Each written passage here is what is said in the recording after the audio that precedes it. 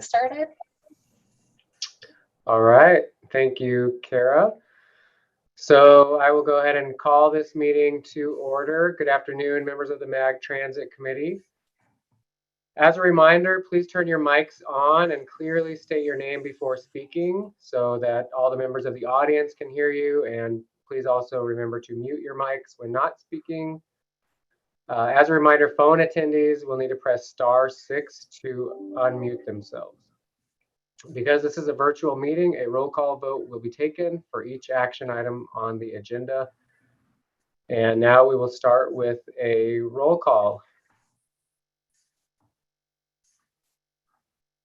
Thank you, Chair Crampton. I'm going to start at the top here. Ms. Dusenberry.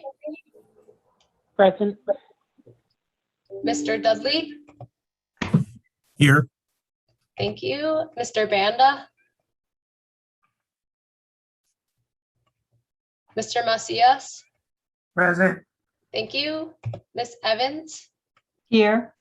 Thank you. Ms. Coomer. Mr. Williams. I'm here. Thank you. Mr. Link. Here. Thank you. Ms. McMurdy. I'm here. Thank you. Ms. Brinton. Here. Thank you. Ms. Searle. Here. Thank you. Ms. Colbath.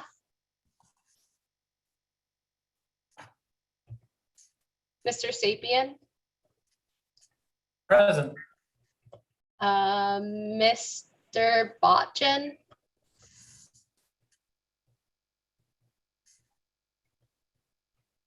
Present. I thought I saw you sign on. Thank you. Yep. Mr. Youssef.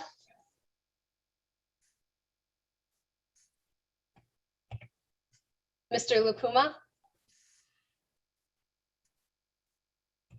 Ms. Corpella. Here. Thank you. Ms. Taylor. Here. Thank you. Mr. Iverson. Hey, Kara, I'm here for Tempe today. This is Sam Stevenson. Thank you, Sam. I got you. Mr. Elias. Here. Thank you. Ms. Ketcherside. Here. Thank you. Mr. Anderson. Here. Thank you. And Chair Crampton. I'm here. Thank you, Kara. Thank you. And I can confirm now that there is a quorum present. And Kara, All this right. is Sean from Buckeye. I'm late, but I'm here. Thanks, Sean. I got you. And Kara, this is Kathy from Peoria. I'm here as well. Thank you, Kathy. All right. Anybody else that we missed? Okay, thank you, Kara. So we'll move on to item number 2, call to the audience. An opportunity for public comment on the agenda was provided ahead of the meeting. So MAG staff, have we received any comments? Chair Crampton and members of the Transit Committee, we have not received any comments for today's meeting.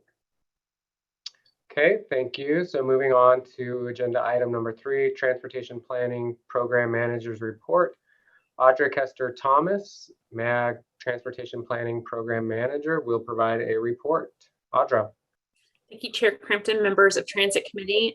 Good to see you today. Just a few quick items for your attention. Probably old news to all of you. We are excited to see advancement to Congress for Northwest Phase 2. Expecting, I believe, Mr. Sapien, signatures later this month. We're already in November, so we're excited to see that progress. An expected $158 million coming to the region for the advancement of that important project. We also want to welcome 2 new members to Transit Committee. Jennifer Evans will be the new representative from the town of Florence, and while she is not participating with us today, we will be inviting Nina Arredondo as the new representative for Pinell County to Transit Committee. So welcoming both Jennifer and Nina. That completes my report. Chairman Crampton, back to you. Thank you, Audra. So any questions for Audra, please get with her later. Moving on to agenda item number 4, approval of the September 13th, 2021 Transit Committee meeting minutes. If nobody has any questions or corrections on the minutes, I'll go ahead and entertain a motion. Mr. Chair, this is Jesus from Phoenix. I move approval. Thank you, Jesus. Can we get a second? Kevin from Glendale, second. Thank you, Kevin. Okay, Kara, would you mind doing the roll call vote? Sure can, Chair Crampton. I'm going to start back up at the top. Miss Dusenberry, Aye.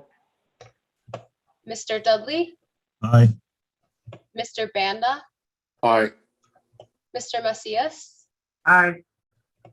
Miss Evans, Aye. Mr. Williams, Aye. Mr. Link, Aye. Miss McMurdy, Aye. Miss Brenton, Aye. Miss Sorrell, Aye. Miss Kobath, Aye.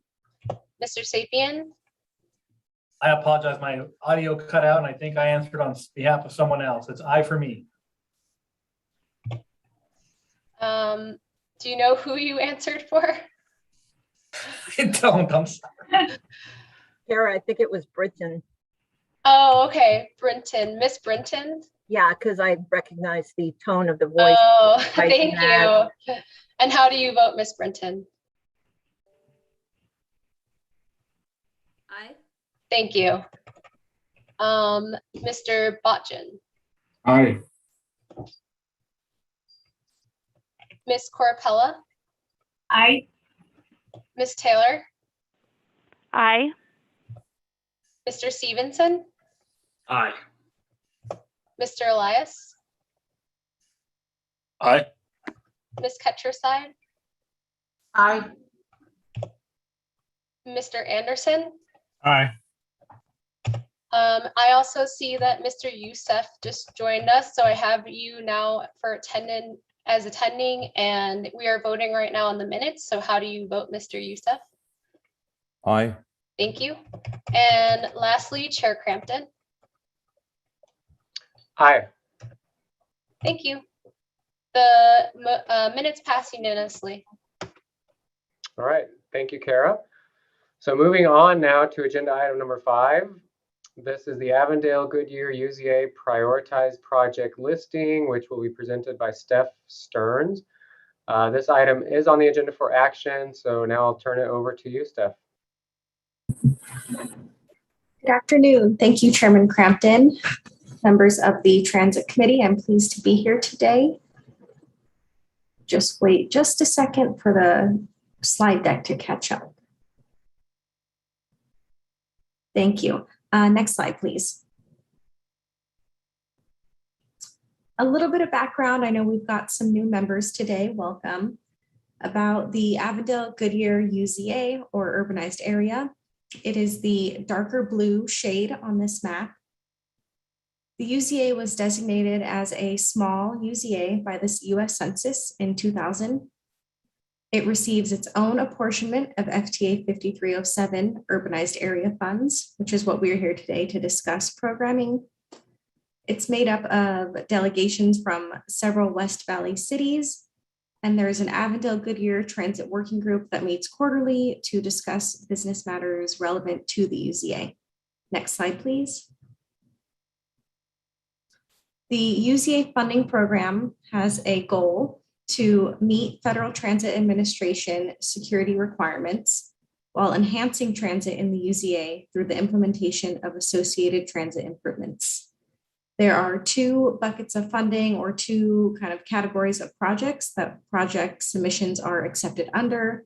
The first of which being transit security. FTA requires that at least 1% of the annual apportionment be spent on projects that are meant to enhance the safety and security of the system. These are things like lighting, cameras, personnel, etc. Associated transit improvements, or ATIs, are any other project that is meant to enhance and improve the use of the transit system. So this can include projects like ADA accessibility improvements, bus shelters, shade structures, and pedestrian and bike improvements within a half-mile radius of a stop. Next slide, please. Under this call for projects, which was announced on August 2nd of this year, there was $1,018,825 available with a project submittal deadline of September 17th, 2021. In total, 3 project submissions were submitted. Next slide, please. To summarize each of the projects that were received, these were all under the category or funding bucket of associated transit improvement. First, and this is just in alphabetical order, were the Avondale Park and Ride improvements, where Avondale has proposed to add amenities such as a boarding platform, IT infrastructure, shade canopies, trash receptacles, seating, bike lockers, lighting, and a bus bay. Buckeye is proposing to add 2 bus shelters, one at the senior center, one at the public library. And Goodyear has proposed some building improvements to the security office and maintenance building of their park and ride. Next slide, please. Members of the UZA working group were asked to review and score each of the project submittals. Shown on the screen is the prioritized project listing, and in priority order, it is Buckeye, Avondale, and Goodyear. The rank and scores are shown on the right. Next slide, please. Following today's Transit Committee, this item will move on to the December Transportation Review Committee, and then in January on to Management Committee, and finally with Regional Council approval. Next slide, please. Mr. Chair and members of the Transit Committee, that concludes my presentation. The action requested of you is shown on the screen. However, I'm happy to take any questions should there be any. Thank you. Thank you, Steph. Does anybody have any questions or comments? Mr. Chair, I had a question. This is Jesus from Phoenix. Okay. Apologies, Steph, maybe I missed this, but so is there funding for all of these, or are they just prioritized for a particular reason? Vice Chair Sapien, members of the Transit Committee, there is just over $1 million available. Our project submittals totaled about $655,000. So everyone will be recommended to receive funding. This is just the prioritized listing of how the working group scored the projects. Perfect. Thank you so much. You're welcome. Any other questions?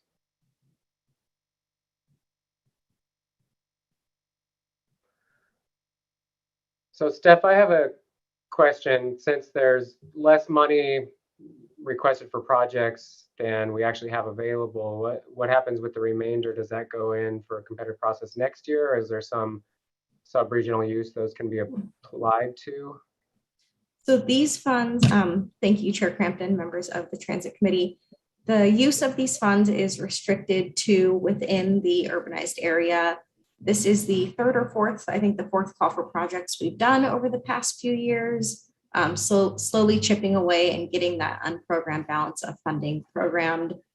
Following this call for projects, MAG staff will work with members of the Avondale Goodyear working group and decide on next steps to program. I think it's somewhere in the range of $300,000, $400,000 remaining.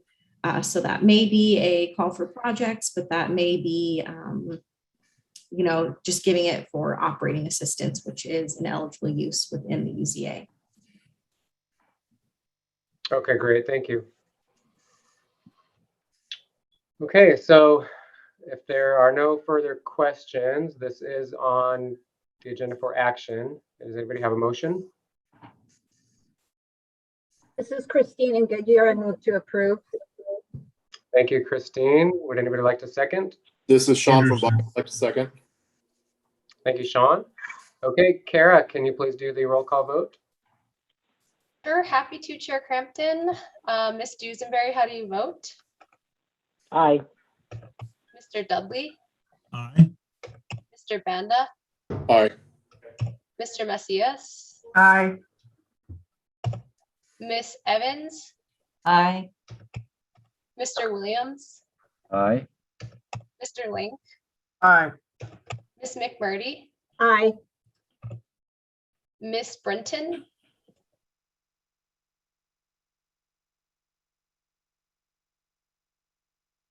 Ms. Brenton, if you could unmute yourself.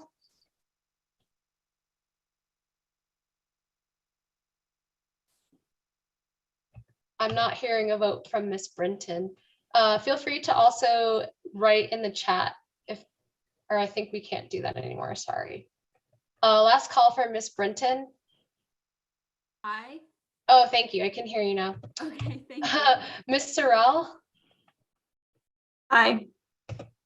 Ms. Colbath, Aye. Mr. Sapien, Aye. Mr. Botjan, Aye. Mr. Youssef, Aye. Ms. Corpella, Aye. Ms. Taylor, Aye. Mr. Stevenson, Aye. Mr. Elias, Aye. Ms. Ketcherside, Aye. Mr. Anderson, Aye. and Chair Crampton. Aye. Thank you, and the motion passes unanimously. Okay, thank you, Kara. So we'll move on to item number 6, which is a Census 2020 data and analysis update, which will be presented by Scott Wilkin. Scott, I'll turn it over to you. Thank you, Mr. Chair, members of the Transit Committee. I was asked here today to give an update on Census 2020 and what we have, what we don't have, what we found so far. So let's go to the next slide. Census 2020, as you probably know, was conducted last year. It was quite an unusual census. And because of a number of factors, they delayed the release of results from March to August was when they released their first batch of data. That was the redistricting data that goes down to the block level. It has limited data points in it, but as soon as we got that data, as soon as the Census Bureau released it, our staff downloaded it, and about 24 hours later, we had a web page that you can get to at azmag.gov/census. And you can see the documents that we have published so far, as well as a simple interactive web viewer that you can visualize some of the data that's been released so far. Let's go to the next slide. So on that page, you'll find a number of tables, including the population and housing summary and how things changed from 2010 to 2020, population rankings, a number of maps showing population density and dwelling unit density, vacancy rate, stuff like that. We don't have very much on age groups, and we don't have the full crosstabs of the race and ethnicity, but we have the basic stuff there.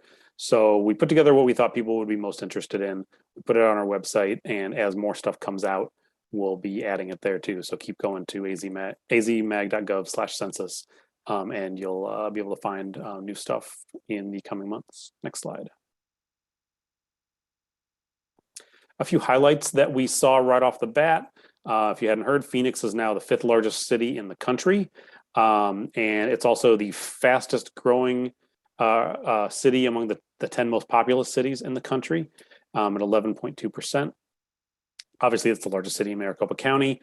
Its vacancy rate was significantly below the regional average, despite making up such a large percentage of the region. The Census Bureau released some news releases that Buckeye is the fastest growing city in the country. That's with the caveat of cities that were 50,000 or more as of 2010. Buckeye had an extraordinarily high growth rate in our region itself. Queen Creek actually had a higher growth rate, but because they were smaller in 2010, the Census Bureau was counting them in a different category, and it gets confusing from there. So we'll just call Buckeye the fastest growing city in the country.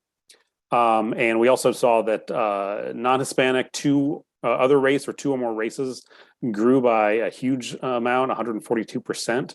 And we know that some of that is true growth. The Census Bureau made some changes to self-identification over the past 10 years. And so we think that some of that change is reflected there. Let's go to the next slide. On the screen now, we've got some basic comparisons. You can see that Maricopa County had a population growth of almost 16%, which is greater than the state and the country. Its 18 plus growth rate was also higher than the state and the country. Its minority population growth, minority population is now higher than the state, slightly lower than the country itself. A couple other interesting facts, that 86% of the population growth is in the Phoenix MSA, which is Maricopa County and Pinal County combined. And we saw 5 counties across the state decline in population. That's one of the several mysteries and unusual findings that we noticed, and we're looking into that. State demographers looking into that, and we're trying to get a better handle on exactly what happened with some of this stuff. So let's go to the next slide. Here we've got a map showing some data, map and table showing some data on race and ethnicity from the 2020 census. The counties in the darker blue now have, or today have, a minority majority population. And you can see that the white non-Hispanic population of Maricopa County and Arizona is lower than the United States altogether. And there are also 33 jurisdictions across the state that are 50% or more minority population, including Phoenix, Tucson, Glendale, and Yuma. And we saw those trends in a lot of places around the country, and we certainly saw that in the state and in the region. Let's go to the next slide. So we did some initial review of the data. Next slide, please.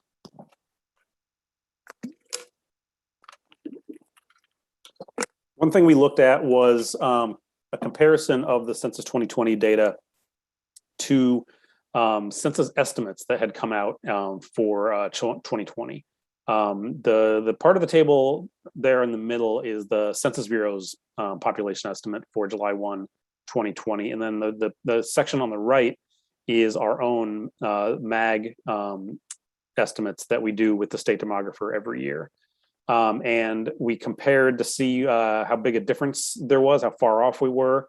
And if you look at the column on the far right, our county estimate was less than 0.5% off from the final result from the census. Our state estimate was about 2% off. Pinal County was 10% off, but all of those are better than the Census Bureau's own estimates. So we're pretty happy with our methodology there. Let's go to the next slide. We also looked at housing units, and this is one of the more interesting ones that we've been looking at because for those of you who don't know, we collect residential completions or certificates of occupancy, same thing. We get those quarterly from all of the member agencies, and we work with CAG to get those for the rest of Pinal County. So theoretically, the database should be pretty good, and it shouldn't be too far off from what the Census Bureau has, especially since we did a big review to make sure the Census Bureau had all the addresses before they sent out the questionnaires for Census 2020 last year. But what we're finding is that there are some differences, and the greens are where the Census 2020 was higher than our housing count, and then the reds are where it was lower. And so some of those are pretty close, but there are a number that are quite a bit off, and we're looking in to see where that discrepancy may come from. And at this point, we don't have any really good answers, but we're going to keep looking at that. If we go to the next slide, we're going to see the same thing for Pinal County, where we are off quite a bit more, and we're going to be working with CAG to try to come up with those answers. Hayden and Marana, we were right on, but the rest of them were off, and we're going to be working with them to figure out what's going on there. Next slide. So we're going to continue working with this data. We're going to look at housing unit estimates and figure out what's going on with those large differences in the housing unit counts. We'll compare our housing unit data to the data from the assessor's offices. And that's going to help us develop the initial data for the count question resolution program, which is a program that allows local jurisdictions to challenge if there was a technical error in where they're placing housing units, if they put them in the wrong block or block group, or sometimes in the wrong city or town. the Census Bureau will take a look at that. And if you can prove that it was where you say it is and not where they say it is, then you might get an errata issued for that number. And that won't change the Census 2020 number, but it will have an impact on the annual population estimates that the Census Bureau releases every year.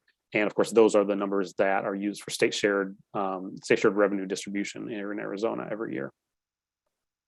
We're also going to look at the population estimates. We're in the process of finalizing our 2021 population estimates, working with the state demographer, and those are kind of benched to the Census 2020 numbers that came out. And we're also really interested in occupancy rate and household size. We do long-range population projections of 30 to 40 years into the future. And the best source that we found for occupancy rates and household size is the decennial census, even as we get farther out throughout the decade. And so we want to do a deeper analysis of those two things to make sure that with everything going on at the census, if those are reliable enough to be using for our model throughout the next decade, or if we need to try to figure out something else. Next slide. That is my update. The one last thing that isn't on the slides that I wanted to mention, the Census Bureau did a series of webinars at the State Data Center meeting a week or two ago. One of the topics of conversation was when the rest of the data is going to come out. Like I said, it was delayed to August for the redistricting data. And they gave us an estimate of 2022 for releasing the bulk of the data that hasn't been released yet. So next year, that's helpful.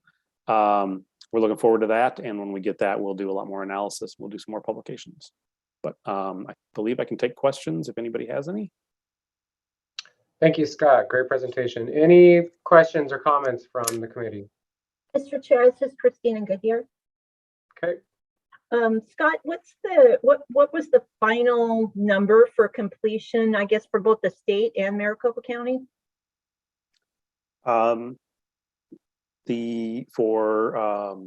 percentage of completed responses. Yes. For 99.9% is what they're reporting. They said, I think every state in the union had a completion percentage of 99.9%, except for Louisiana, which was 99.8%. That includes, of course, the self-response, which was for the most part, most of them were in the 70%. But then they add in the non-response follow-up, and that gets them up to almost 100%. So what they're reporting is that almost every survey was filled out in one way or another. And for this census, they had the ability to use administrative records to fill in those gaps for the last 0.1% if they needed to. That's interesting. Okay, so, and then I guess the only other question is regarding that resolution.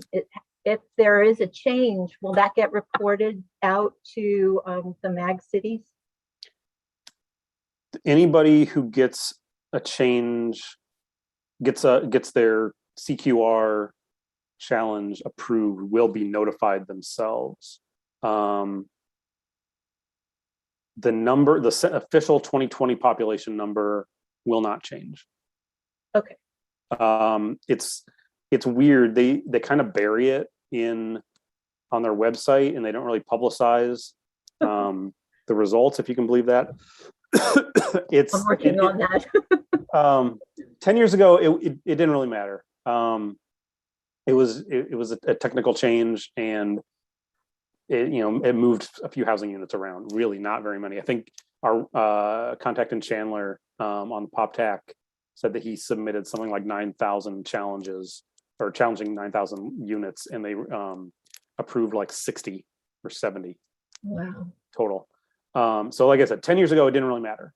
Now it matters more because those housing units are used as the basis for the annual population estimates, and there's money attached to that. So we're going to be helping out with the CQR. And if you do get a change based on a successful challenge, you'll know about it.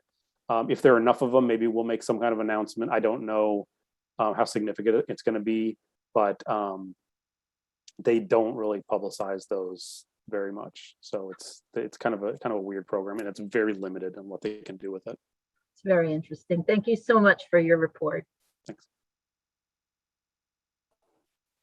Thank you. Any additional questions? Mr. Chair, this is Jesus in Phoenix. I have a question for Scott. Yes. Can we go back to the housing table that showed for Phoenix and Maricopa County? The green and pink one? I can't remember the color, but it was the difference in between what you guys estimated and what was actually counted, I believe. Yeah, Craig, can we go back 5 or 6 slides? Keep going there, right? Nope, that one?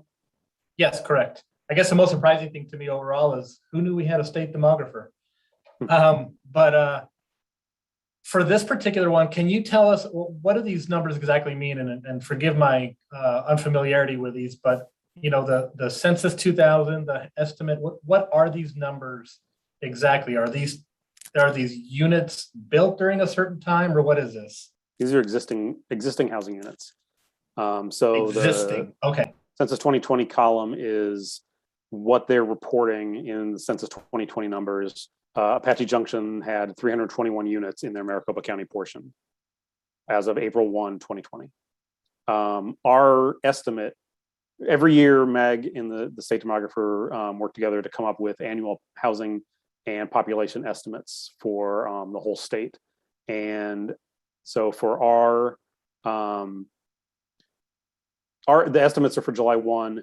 In order to make an apples to apples comparison, we looked at the completions between July 1 and April 1, 2020, rolled our number back so it matches. That's what this column is, the MAG housing unit estimate. So that's from the official regional council adopted MAG estimates for 2020 minus stuff that was built in that 3-month period. And then the column on the right is the difference. Just okay, thank you for the explanation. Theoretically, they all should be 0, but clearly they're not, and we don't know exactly why yet. Okay, thank you so much. You're welcome. Any further questions? Mr. Chair, this is Mohammed Yusuf from Queen Creek. Have a quick question for you, Scott. You mentioned the growth in Queen Creek, and I didn't got what you said after that. So would you repeat it? All I was saying was that the Census Bureau put out a news release that Buckeye is the fastest growing city in the country. And we had already looked at the data, saw that Buckeye had a huge growth rate over the decade. Queen Creek's growth rate was actually higher. And so I clarified with the Census Bureau why they're saying Buckeye is the fastest growing. And it's because they're considering only cities that were 50,000 population or more 10 years ago. Which Queen Creek doesn't qualify under that caveat. Therefore, Buckeye is the fastest growing city in the country. But thank you for your the jurisdiction in the MAG region with the highest growth rate over the past 10 years was Queen Creek. Thank you so much. Appreciate it. Welcome. Thank you. Any additional questions?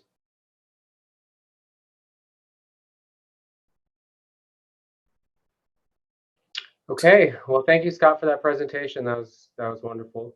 Thank you, Mr. Chair. We'll move on to agenda item number 7 now, request for future agenda items. Does anybody out there have a request?